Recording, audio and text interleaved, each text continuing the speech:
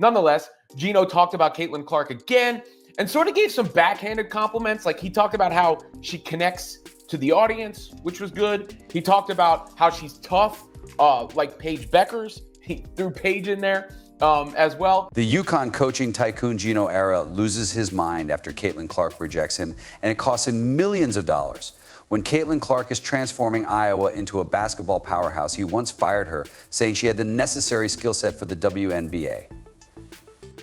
Geno wonders how he didn't just lose out on a player, he lost out on an opportunity to make history, and that's a hurt no prize can mend. She talks about it a lot on the court, and trust me, when people discuss the WNBA, why are these people slapping Kate and Laura for talking too much on the court rather than taking responsibility? Geno doubled down on a podcast, giving Clark a few flimsy praises and disparaging her with sarcastic remarks.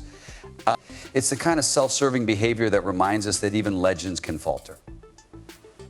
He starts off by saying that she connects with people, and I suppose he could have stopped there, but he almost goes on to reverse some of that discourse and try to put it in other people's laps because of Caitlin Clark's trash talk while Clark is living rent-free. The real stinger was that Geno was changing history in his mind without UConn's or Geno's consent. Geno not only lost a player, but he also lost millions of dollars in revenue, reputation, and respect. This child is a brave young woman who simply plays like a child in a driveway with her friends. She is unique in that regard, but people don't appreciate what she does. Yes, I have seen that before, but Auriemma went farther and examined what makes Clark so unique in the current basketball scene. Fearlessness, he clarified that a lot of players in this day and age are hesitant because they fear the repercussions of missing a shot or making a poor choice. Social media criticism, blame games, and while Auriemma acknowledged her unique mindset and undeniable skill, he also grounded the discussion by saying people have short memories. He was about to declare Clark the most exceptional player ever after everything he had seen. Constant criticism has made many athletes cautious and afraid to take risks that could cost their team or damage their reputation. To put it another way, Geno couldn't help but bring up Paige Buers in the conversation because, in his opinion, Buers and Clark are similar in terms of toughness. Let's not forget my star. Greatness before frequently from the best seat in the house, the sidelines of his own team here, is the beginning of the conversation, the women's game. If I think sometimes people get confused over the last 18 months, maybe over 2 years, that they think it was a rocket that you all jumped on Caitlin Clark's back and went straight up, but you've been there so. Geno's greatest error, as we discussed, the player who failed to recognize me as a subtle neon sign, was to underestimate Clark's worth. But Clark is a different animal. She doesn't back down. We send them up to the WNBA, and then they have something good to work on. Auriemma stressed that her approach is similar to that of a child shooting hoops in the driveway for the love of the game.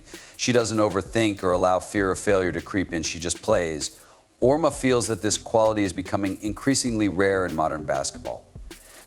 And it just continues becoming bigger and bigger, so it still comes down to us who are in control of the game. Are we improving the game every day? Are we improving our players every day? Geno minimized Clark's contribution to the development of athletics, acknowledging her impact, but framing it as a part of a greater unavoidable evolution, because when asked about Caitlin Clark's incredible performance, he would never acknowledge that Clark's ascent is the reason women's basketball is currently booming. Performances, Geno Auriemma approached the question with a mixture of admiration and realism. He acknowledged that she was doing amazing things, but let's not forget that I had witnessed this kind of greatness before. To support his point, Auriemma cited an instance from his own coaching career in which he led a squad that included 2 freshmen and 2 players who had never started a game before. That squad didn't just compete, they won a national championship. It wasn't a single-player show, but the contributions and poise of those players were revolutionary in their own right. Our master coach Geno, a part-time businessman and full-time expert at putting his foot in his mouth, is the reason why Caitlin Clark is definitely not joining the Unrivaled 303 Basketball League.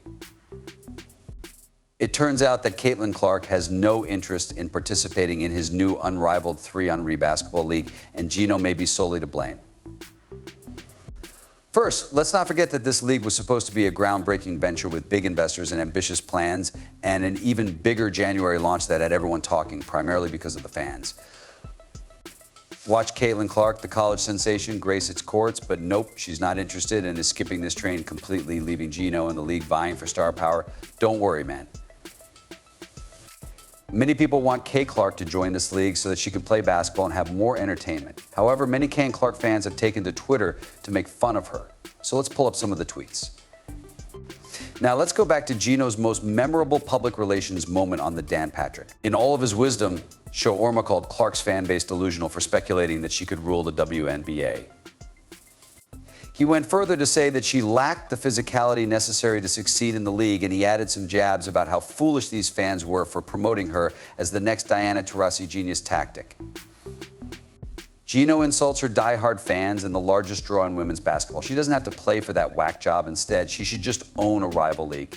Kayla gets that kind of bag. See, she certainly isn't as spiteful, but if it were me, and they desired for me to be outside, I'll insist that GTO fully withdraw and apologize for his remarks on the D. Patrick Show. It doesn't help that Geno isn't just some remote consultant in this league, he's a part owner, and his involvement is now viewed as a huge red flag. Twitter is a battleground of sarcasm and mockery. One fan asked, why would Caitlin play for someone who doesn't think she can handle contact? Another fan responded, she should just buy the league and rename it Unrivaled Genius. Ouch. Clark's choice to stay away from this. The league isn't just about saving her face, it's a direct rebuttal to Geno's remarks. She doesn't need his league, and she certainly doesn't need to face the fallout from supporting someone who minimized her talent on a national level. In the meantime, the league is preparing for a big January debut, but without Clark, it's beginning to look more like a belly flop. For a man who is so proud of his decades-long career, Geno's remarks are suddenly coming back to haunt him in the shape of empty seats and fading buzz. It's amazing how quickly he managed to completely destroy his own reputation with a few hurtful remarks. For example, when Geno appeared on the Dan Patrick Show, he branded Clark's fan base foolish and delusional for speculating that she could rule the WNBA. And he didn't stop there, because it's a great business move to disparage the most marketable star in women's basketball. Geno chose to include some expert analysis about Clark's lack of physique and his inability to handle the league's physical demands. Kayla has more activities to do. Why does he desire a player that he believes lacks the physicality to exacerbate the situation? He remarked Geno's own words are being thrown back at him. But let's face it, this isn't about skill sets or physicality. It's about Geno shooting himself in the foot twice and then wondering why no one wants to play ball with him. Paige Buers, another rising star, would face similar challenges in the WNBA. But she noted that her game might translate better less Caitlin, more Subier. Meanwhile, the Unmatched League is set to launch in. Even if they have some well-known names, January is looking more like an ordinary month without Clark. For instance, Angel Reese is a great college player, but let's not pretend that she can carry the league alone.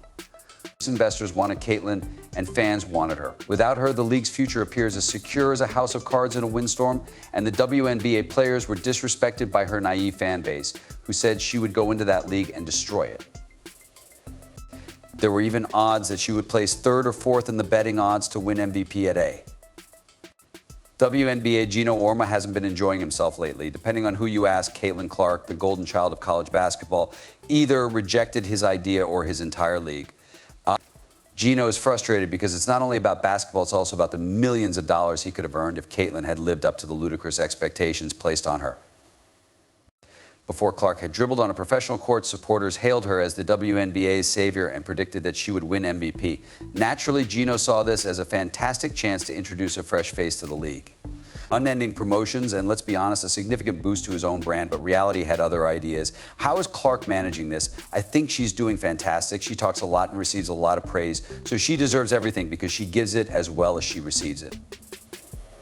Geno is out here complaining about naive fans who are elevating Clark to impossible heights. He says the WNBA players are attacking her not just on the court, but also emotionally because they were disrespected when she outplayed them on the first day. And let's not forget the completely. Not designed for this Lee item, Geno claims that Clark lacks the speed and toughness necessary to deal with WNBA roughness, which seems like a kind way of stating that she's making me look awful. Goo, meanwhile, is seeing the millions of dollars that were invested in Clark's first season disappear more quickly than her defenders can double-team her. Rather than honoring her as the next Diana Taurasi, the branding, partnerships, and legacy building are all disappearing. Geno is stuck defending himself against the publicity, and Paige Buers declared she will continue her education. And Geno was unable to conceal his mixture of pride and anxiety. He was certain that he would keep her at UConn for another year, but he also knew that when she eventually joined the league, she would have to deal with the same harsh reality, which may further deplete his finances.